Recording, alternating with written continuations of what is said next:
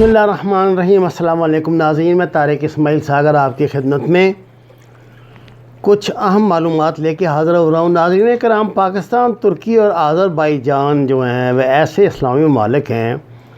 جن کا بھائی چارہ گزشتہ آذربائیجان کی جنگ میں بہت نمایاں ہو کر سامنے آیا ہے۔ پاکستان اور ترکی کی کوششوں سے اور اپنے برادر مسلم ملک کی مدد سے بالآخر آذربائیجان قرہ کو آزاد کرانے میں کامیاب ہو گیا۔ یہ پہلی مرتبہ ایسا ہوا کہ سینٹرل ایشیا کے کسی مسلم ملک میں پاکستان کے جھنڈے لہرائے گئے۔ آذربائیجان کی فوج نے، وہاں کے عوام نے اپنے گھروں پہ پاکستان کے جھنڈے بطور اظہار تشکر لگائے۔ ناظرین کرام، پاکستان، ترکی اور آذربائیجان کے درمیان 2017 میں یہ ایک برادرانہ اور کچھ منصوبوں کے حوالے سے معاملات طے پائے تھے۔ یہ آذربائیجان کے دارالحکومت باکو میں اجلاس ہوا تھا نومبر 2017 میں۔ تینوں ممالک کا پہلا یہ سمجھے سربراہی اجلاس تھا، جو کہ آذربائیجان کا یہ باکو کیپٹل ہے، اور اس میں پھر آگے تعلقات پاکستان کے بڑے بنیادی طور پہ آذربائیجان کا ترکی کے ساتھ زیادہ آپ کو پتہ ہے تعلق ہے، تو ترکی نے اس میں پاکستان کو بھی فریق بنایا۔ دوسرا اجلاس جو ہونا تھا 2018 کو، وہ کئی اہم وجوہات کی بنا پر، کچھ مصروفیات کے بنا پہ نہ ہو سکا، تو آج یعنی 13 جنوری 2021 کو اسلام آباد میں تینوں ممالک کے وزرائے خارجہ کا، جس میں ترک وزیر خارجہ ملبورت جاوش اوغلو، پاکستانی وزیر خارجہ شاہ محمود قریشی اور آذربائیجان کے وزیر خارجہ الحمر محمد جارقہ شامل ہیں۔ ان کا یہ تین ممالک کا جو بھائی چارہ ہے، اس میں نے آپ کو بتایا نا، اضافہ جو ہے وہ ابھی حال ہی میں جو ان کی جنگ ہوئی تھی آرمینیا کے ساتھ، جس میں پاکستانی، یہ مطلب یقین کے ساتھ کہا جا سکتا ہے کہ اس میں باقاعدہ پاکستانی ایسے نے حصہ لیا تھا اور بڑھ چڑھ کے اپنے اس مسلم بھائی کی مدد کی تھی، جس کے بعد یہ قابل ہوئے کہ قرہ کو آزاد کرایا جا سکے، آرمینیا کے خونی پنجوں سے نکالا جا سکے۔ قرہ میں بھی بہت ظلم ہو رہا تھا، بالکل کشمیر کی طرح معاملہ تھا۔ تب سے بعد اب ان تینوں ممالک کو امید پیدا ہوئی ہے کہ انشاءاللہ اگر یہ اتحاد برقرار رہتا ہے تو ہم وقت آئے گا جب کشمیر کو بھی آزاد کرائیں گے، فلسطین کو بھی آزاد کرائیں گے، جس طرح قرہ کو آزاد کروایا گیا۔ پاکستان کی جو اس وقت سینٹرل ایشیا میں پالیسی ہے، میں یہ سمجھتا ہوں کہ اس میں اہم ترین کردار جو ہے اس وقت یہ آذربائیجان ادا کر رہا ہے، کیونکہ پاکستان نے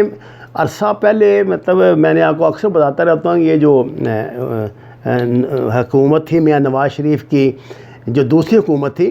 جب یہ سینٹرل ایشیا کی ریاستیں آزاد ہوئی، انہوں نے بڑھ کے تو بڑی ماری تھی کہ ہم یہ کر دیں گے، وہ کر دیں گے، اسلامی بھائی چارہ ہوگا، اور جو اسلامی بھائی چارے کے نام پہ جو گندگی انہوں نے پھیلائی، وہ میں آپ کو کئی دفعہ بتا چکا ہوں، بار بار دہراتے ہوئے تو اب مجھے بھی شرم محسوس ہوتی ہے، معاف کیجئے۔ بہرحال یہ بڑی کامیابی ہے اس حوالے سے پاکستان کی، کہ پاکستان نے آذربائیجان کے ذریعے سینٹرل ایشیا میں آگے قدم بڑھائے ہیں، کیونکہ آذربائیجان پر میں آپ کو جس طرح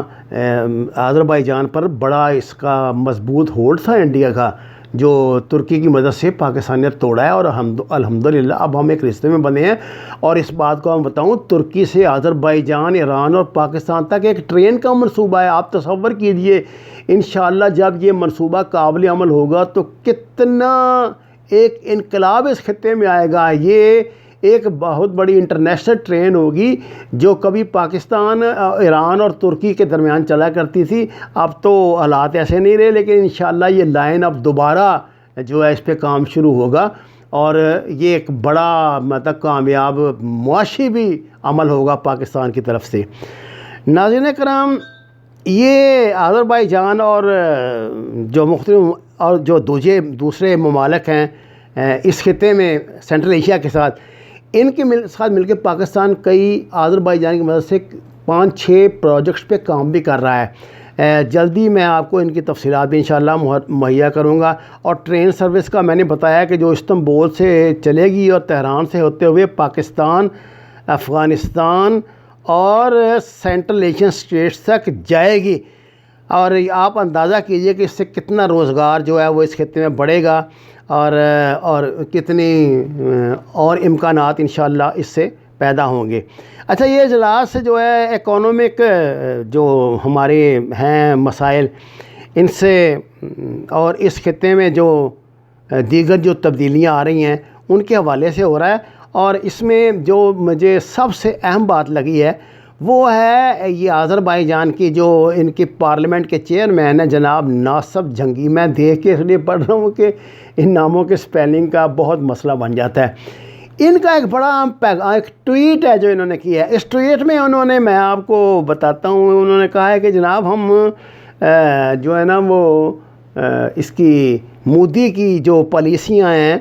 ان کی شدید مذمت کرتے ہیں، اور کشمیر کی آزادی کے لیے انشاءاللہ پاکستان کے شانہ بہ شانہ کھڑے ہوں گے۔ جس طرح کہ قراباغ کو ہم نے پاکستان اور ترکی کی مدد سے آزاد کروایا ہے، انشاءاللہ جلد ہم کشمیر کو بھی آزاد کروائیں گے۔ اور دوسرے اور بڑی نیک تمنائیں انہوں نے فلسطین کے حوالے سے بھی ظاہر کی ہیں۔ اللہ کرے یہ سارا کچھ ہو جائے ایسے جس طرح وہ سوچتے ہیں۔ ناظرین کرام، پاکستان نے جو بلاک بنایا ہے اس آذربائیجان کو شامل کر کے، یہ بنیادی طور پہ یہ آذربائیجان، ترکی، پاکستان، ایران اور چین اور روس اور انڈونیشیا کا، ملیشیا کا یہ بلاک ہے جو جس میں اب جو ابھر رہا ہے۔ میں سمجھتا ہوں کہ ایران کی اگر ایران کا ہمیں تعاون حاصل رہا، جس کے امکانات کبھی تو ہو جاتے ہیں کبھی نہیں ہوتے، کیونکہ ان کے ہمارے ساتھ تعلقات شاہ ایران کے بعد سے کبھی کوئی اچھے تو نہیں رہے، اب اللہ کرے کہ امید پیدا ہوئی ہے۔ لیکن مجھے بہت یہ دکھ ہوتا ہے کہتے ہوئے آپ کو کہ چائنا نے، حالانکہ پاکستان نے چائنا سے اتنی انویسٹمنٹ وہاں پر کرائی اور اس کو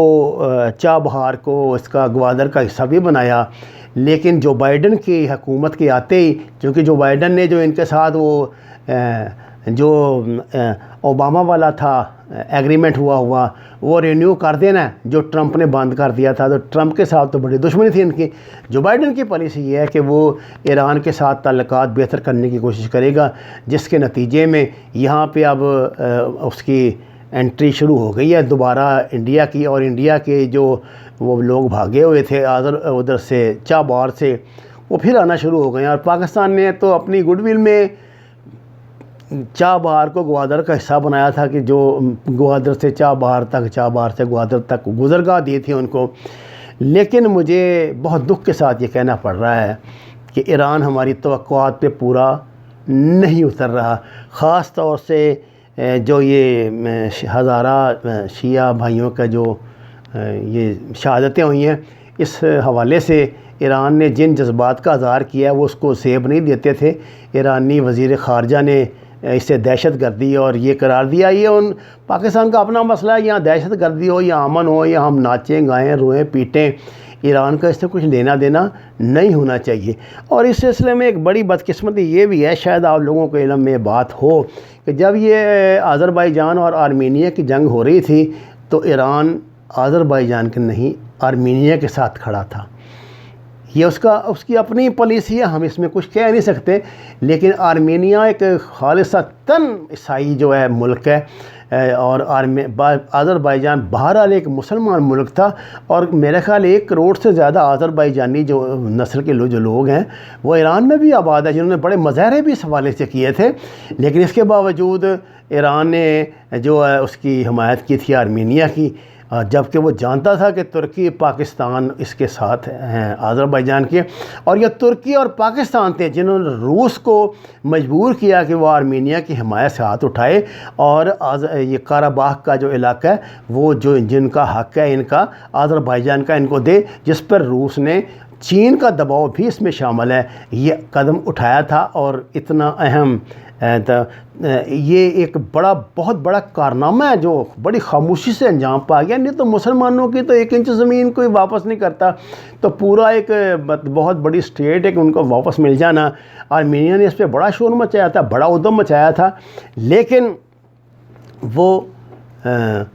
کچھ بگاڑ نہیں سکا معاملات کو، اور انشاءاللہ تعالیٰ اب بھی معاملات سنوریں گے۔ ایران انشاءاللہ جلدی اس پہ معاملات کی نوعیت کا احساس کرے گا اور اس پر آئے گا۔ اب مجھے یہاں بہت دکھ کے ساتھ یہ بات کہنا ہے کہ جب یہ جنگ ہو رہی تھی تو سعودی عرب بھی آرمینیا کے ساتھ کھڑا تھا، یعنی ایران بھی ادھر ہی ہے، سعودی عرب بھی ادھر ہے، یعنی مسلمان ملک اپنا صرف ذاتی مفاد دیکھتے تھے، جبکہ پاکستان اور ترکی آذربائیجان کے ساتھ کھڑے تھے۔ اور آج جب یہ تینوں ملک مل کر ایک بڑا انقلابی قدم اٹھا رہے ہیں تو مجھے امید ہے کہ ایران بھی اس میں ان کا ساتھ دے گا اور اس کا حصہ بنے گا، اور یہی تاریخ کا، یہی وقت کا فیصلہ بھی ہے۔ اگر ہم وقت کی چاپ کو ہم نے نہ سنا تو پھر ہم بہت پیچھے رہ جائیں گے، ہمارے معاملات آپس کے چلتے رہیں گے۔ لیکن اگر آپ نے کوئی اسلامی مضبوط بلاک بنتے ہوئے دیکھنا ہے، یہ بنانا ہے، تو اس مرحلے پہ ایران کو دانش مندی کا مظاہرہ کرنا ہوگا۔ وما علینا الا البلاغ المبین۔ ناظرین کرام، آپ سے درخواست ہے قرآن اور نماز کو ترجمے کے ساتھ جانیے، ہمارے چینل کو سبسکرائب کیجیے، لائک دیجیے اور سچ کے سفر میں ہمارا ساتھ دیں۔ آپ کا بہت شکریہ۔